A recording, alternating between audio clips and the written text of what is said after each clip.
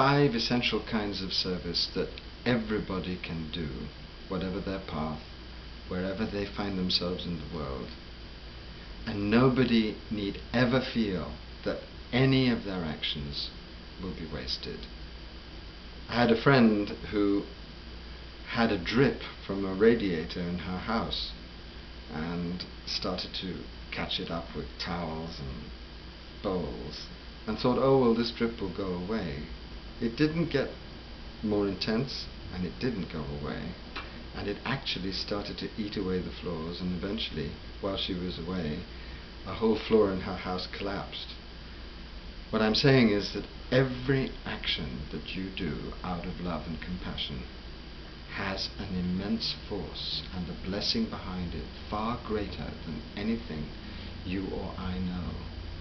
So plunge into the mystery of giving and serving, and you'll find out that from your actions will radiate an extraordinary source of help and inspiration for others.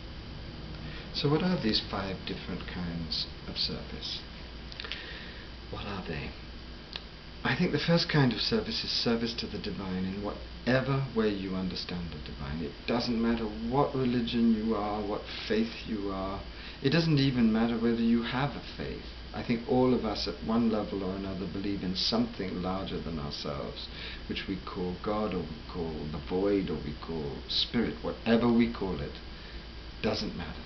What matters is that we should serve it with adoration and praise and thanksgiving and deep, deep longing to be more and more imbued and possessed by its extraordinary powers of serenity and passion and compassion.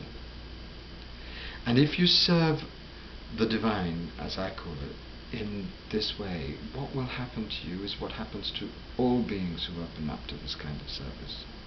And that is, you will be given in your ordinary life the dreams that can lead you forward, the signs that can inspire you, the guidance that can deeply infuse you with its profound truth, and the wisdom to put your deep truth into action.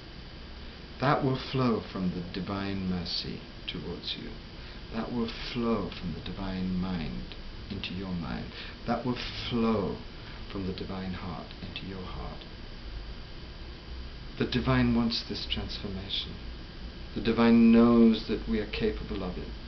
And if we turn in adoration and thanksgiving and praise and longing to the divine, it will give us what we need.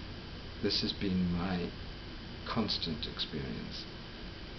I have been doing this work now for 30 years in the world, and I have come again and again to rooms with no exits, very high walls, deep, dark situations which my human mind and heart could find no way out of. And slowly and against my will, I have come to understand that if I surrender, if I give myself up truly to the divine, doors will open where there were none, walls will crumble, deep and terrible situations will roll over like cats and reveal the underbelly of grace. Amazing things happen when beings truly surrender to the divine in love. The second service that everyone can do in the core of their lives is a true service to themselves.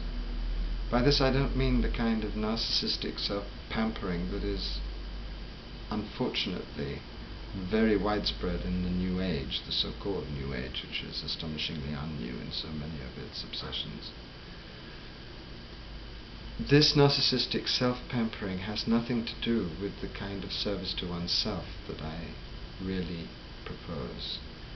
The service to oneself is very simply the kind of service to yourself that enables you to be a really strong, clear, authentic instrument of divine truth. Imagine that you're a kind of flute, that the divine wants to play. If that flute is stopped up with mud or grass, the music coming through will be very garbled.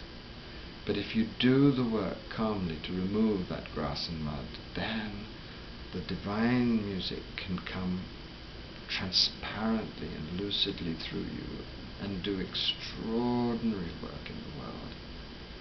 What do I mean by this kind of self-service? I mean really, really taking seriously your need to be strong, calm, well, powerful, surrendered on every level of your being. So if you want to do this kind of service to yourself, make sure you have a down-home, no-nonsense spiritual practice that you do absolutely every day in whatever way is natural to you. Make sure that you're constantly examining your psyche without hysteria and without self-judgment, but with deep honesty, so that you come to understand what psychologists call your shadow, the complex hidden parts of oneself that can often determine one's actions in ways one doesn't want to face. Make sure that you have a proper health regimen and a proper exercise regimen, because if you're going to do this work of sacred activism in the world, you're going to need to be strong. You're going to need to be able to call on very deep reserves of energy. And make sure that you are always, always inspiring yourself in the course of your life. The ways that I inspire myself are three main ways, which I cannot recommend highly enough to people. Through music.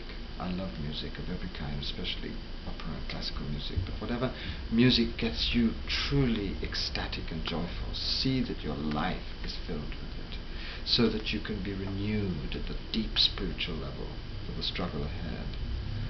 I get a great deal of joy from dancing, especially sacred dancing.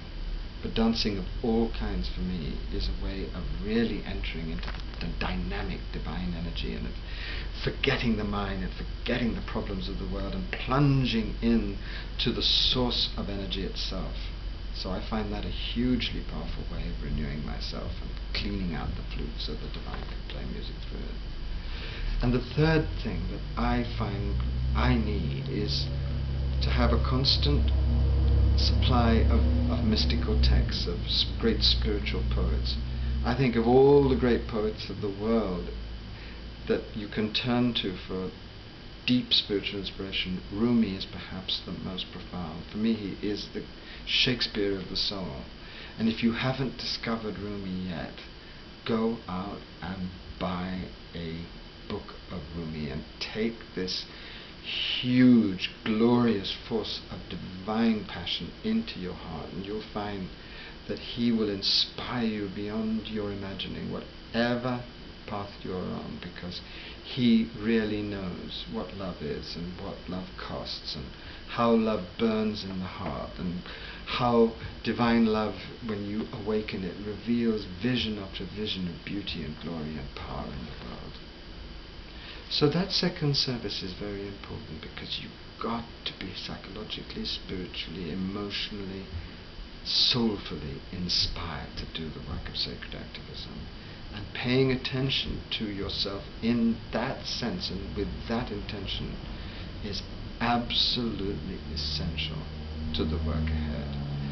You see, the great work of sacred activism in the world is not going to be done by miserable, guilt-ridden, shame-ridden, hysterical, burnt-out people. It's going to be done by people who are calm with the divine calm, passionate with the divine passion, and above all, joyful, even in chaos and death and pain and misery, joyful with the divine joy. In the Taittiriya Upanishad, one of my favorite mystical texts, it is said, we